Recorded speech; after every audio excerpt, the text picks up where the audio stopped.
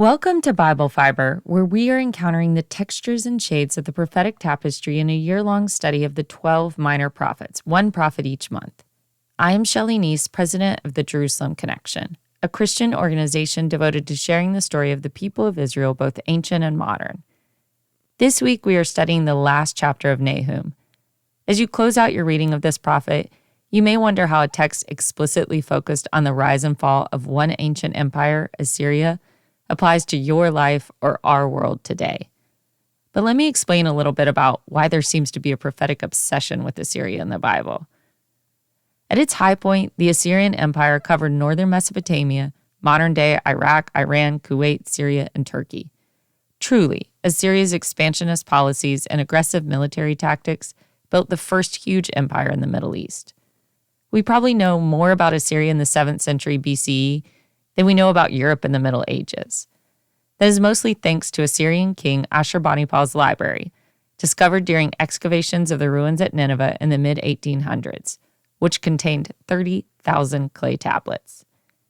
Nineveh became the capital of Assyria during the reign of Sennacherib. By Nahum's day, it was the largest city in the world.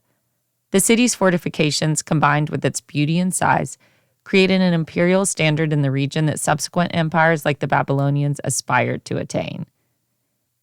Assyria funded their army's exploits and the king's ambitious building projects by imposing heavy tax burdens on their vassal states and plundering their victims. Assyria's military was its greatest asset. Based off the Assyrian tablets and the preserved iconography in their estate buildings, their reputation for brutality was well earned. Beheading prisoners, gouging out the eyes of the elites, and burning captured monarchs alive are examples of the gratuitous violence that made them infamous. Mass deportation was the Assyrian method for preventing organized uprisings. We know of their deportation policy because of the fate of Israel's 10 lost tribes. But historians believe the Assyrians are responsible for at least 157 other deportations. If you spend any time in the prophets or chronicles and kings, you will get an education on the national mood in Judah and Israel while living with Assyrian domination. In the book The World Around the Old Testament, Assyrian experts summarize the prophets' focus this way. They say Assyria took on a literary and ideological role as the second nation alongside Egypt to represent the prototypical foreign imperial power that is judged by God. The northern and southern kingdoms had different philosophies in their international policies towards Assyrian oppression. The northern kingdom of Israel opposed the Assyrians by both withholding tribute and building an anti-Assyrian alliance. Failure to pay tribute would have been enough grounds for Assyria to attack, but Israel's attempt to organize resistance against Assyrian oppression sealed her fate. From 734 to 731 BCE, Tiglath-Pileser led a campaign westward against Israel and her allies, killing Israel's king Pekah and replacing him with Hoshea as a puppet leader. King Hoshea later withheld tribute himself and reached out to Egypt to build a coalition against Assyria. As payback for their resistance, Assyria sacked Israel in 722 BCE. At first, Judah did not oppose the Assyrian taxes and therefore outlasted Israel. Only during the heavy-handed reign of Assyrian King Sennacherib did Judah put up any resistance. In response, Sennacherib led a campaign throughout Judah, destroying every city except Jerusalem. In Sennacherib's palace in Nineveh, he celebrated his conquering of Judah's second most important city, Lachish, by commissioning detailed reliefs of the Lachish siege. Still, they did not manage to conquer the capital of Jerusalem, so Judah as a nation lived on a bit longer. During the reign of Assyrian King Ashurbanipal, the Assyrian Empire began to show signs of weakening. The Assyrians had overextended their reach internationally, ignoring the internal discord and civil unrest back home until it was too late. With Ashurbanipal's death, the subjugated vassal states saw their chance to reclaim their independence. After the alliance of Medes and Babylonians captured Nineveh, they swallowed up what remained of Assyria. The Assyrian tablets provide a curated version of their history of battles and victories. The book of Nahum offers us the other side of the story, telling of Assyria's reputation among its many victims. Nahum calls Assyria a murderous, deceptive nation. According to Nahum, Nineveh is a city of bloodshed. Nahum begins his third chapter as a woe oracle, a style of speech used in funeral rituals. However, he does so ironically, because not a single nation will mourn Assyria's passing. He is writing a woe speech with no woes. Nahum's last chapter is like his second chapter, with snapshots of battle scenes that evoke the sounds of war: cracking whips, rumbling chariot wheels, and galloping horses. Corpses are piled up high in the streets. Nahum, master of the taunt, writes that Nineveh's skirts will be lifted over their faces. Nahum then asks rhetorically, "Are you better than Thebes?" Nahum's audience would be very familiar with the story of Thebes' fall at the hands of the Assyrian Empire. The conquering of Thebes was a huge point of pride for Assyria. After all, Egypt was their strongest enemy, and Thebes was the most important populous city. However, Nahum turns the event into an omen for Nineveh's own fate. Both Nineveh and Thebes possess fortifications like no other, and rivers on one side as part of their defense systems. And yet, what Assyria had done to the Egyptians, now the Babylonians will do to Nineveh. Nahum's account is graphic. The Babylonians will smash Nineveh's babies to pieces. Nineveh's elite will be put in chains, the captives will be exiled. All this horror is the kind of violence the Assyrians were known for, and now they are getting a taste of their own medicine. Nahum predicts that overcoming Nineveh's defenses will be as easy as shaking ripe figs down from a tree.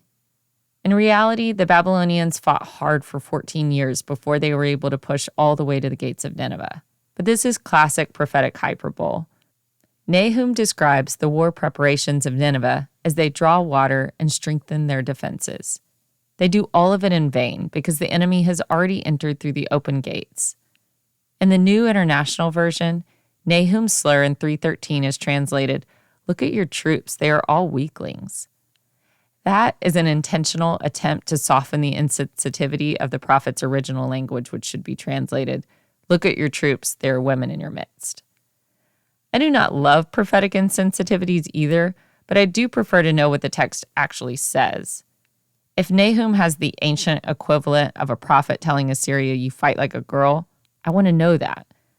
Considering that today the Israel Defense Forces are one of the few armies in the world that have a mandatory draft for women and 18% of the IDF's combat soldiers are women, the insult doesn't carry the same weight in today's Judah as it might have then.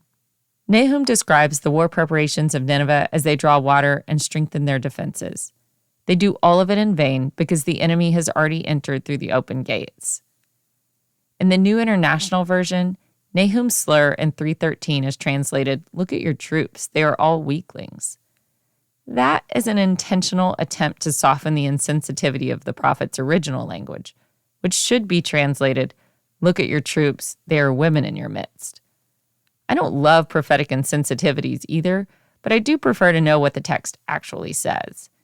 If Nahum has the ancient equivalent of a prophet telling Assyria, "You fight like a girl," I want to know that. Considering that today the Israel Defense Forces are one of the few armies in the world that have a mandatory draft for women, and 18% of the IDF's combat soldiers are women, the insult does not carry the same weight in today's Judah as it might have then. Nahum 3 ends with an almost giddy tone. The nations are reveling in Assyria's ruin. Nahum writes, "All who hear the news about you clap their hands over you." The book ends with a rhetorical question, for who has ever escaped your endless cruelty? Only 2 books in the whole of the Bible end with rhetorical questions, Nahum and Jonah. The book of Jonah ends with God asking the rebellious prophet, "And should I not be concerned about Nineveh, that great city?" It is as if the prophets have a starting point and end point on a timeline. Beginning with Jonah's question, which shows God's willingness to hold back his punishment of Nineveh, and ending with Nahum's question, which shows the limits of God's patience when it comes to the wickedness of the Ninevites. Yahweh cannot allow for wickedness to persist forever. As Nahum writes, no adversary will rise up twice. Habakkuk will flesh out this point further in trying to understand God's interaction with all of humanity. Nahum, in its original intent, provided comfort to the people of Judah who had been living under Assyrian oppression for 2 centuries. God's promise of coming judgment for Nineveh was an expression of his continued care for the Jewish people. Indeed, every word spoken by Nahum came true. Nineveh was destroyed in short order, and the city was lost to history in 612 BCE. Even though Nineveh is the target of Nahum's oracle, as he notes explicitly in the superscription, the prophet holds back from naming Nineveh repeatedly in the text. This allows Nahum to expand with the universal message of the guarantees of Yahweh's superiority over evil human empires. In an application reading, Nineveh can be allegorical for anything or anyone opposing Yahweh. The chilling pronouncement given twice in Nahum to Nineveh, "Behold, I am against you," is extended to other empires and sects who stand in opposition to Yahweh's will. Nahum 1:1 cryptically points to the Assyrian king as the wicked counselor. But by the end of Nahum, the Assyrian king is the focal point, but Nahum never names the king. Not naming the king extends the universality of Nahum's message through the ages. Interestingly, the king of Judah is not named or addressed at all. Most likely at the time of Nahum's prophecies, King Manasseh was on the throne in Jerusalem. Nahum has no desire to give Manasseh credit. This is not his battle. The victory belongs to Yahweh, the divine warrior king.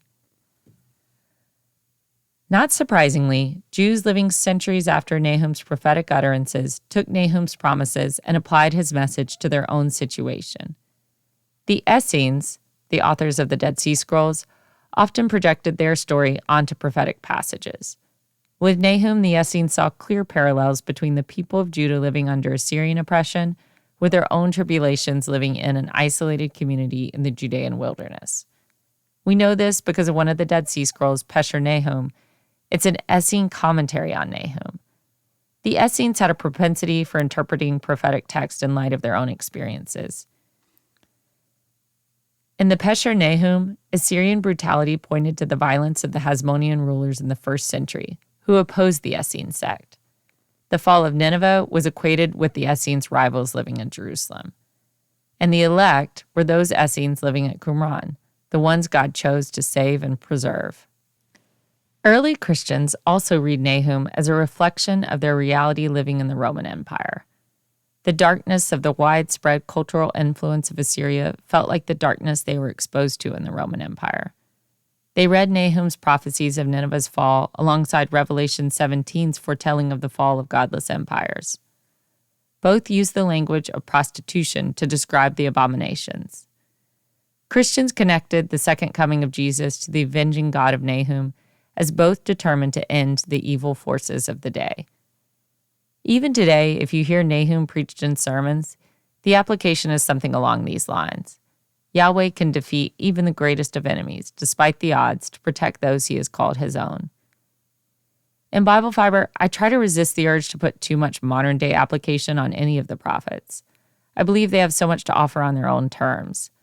However, Nahum has such a rich history of application that I felt like it's important to know how Jewish and Christian believers through the centuries approached the text, that on the surface is about Nineveh, but under the surface is about Yahweh's faithfulness. In March of 2020, the Israel Antiquities Authority made a stunning announcement that they had discovered dozens of small Dead Sea Scroll fragments. These small pieces of parchment were the first Dead Sea Scrolls found in 60 years. When the Dead Sea Scroll unit reconstructed the fragments, they discovered that they were verses from Nahum 1, 5-6. Nahum 1, 5-6 says, "The mountains quake before him and the hills melt away. The earth trembles at his presence, the world and all who live in it. Who can withstand his indignation? Who can endure his fierce anger? His wrath is poured out like fire, and the rocks are shattered before him." In the spirit of extrapolating hope from the prophet whose name means comfort, I cannot read these words without whispering a prayer for the people of Ukraine right now at this moment. The Lord is sovereign over all. Deliverance comes by him and through him. For next week, please read the first chapter of Habakkuk, the prophet not afraid to question Yahweh's methods. Thank you for listening, and please continue to participate in this Bible reading challenge. For all of the biblical references each week, please see the show transcript on our blog or by signing up for our emails at thejerusalemconnection.us. I don't say all the references in the podcast, but they are all in the transcript. Send me a message, I'll respond. Bible Fiber is available on YouTube or wherever you listen to your podcast. Shabbat Shalom.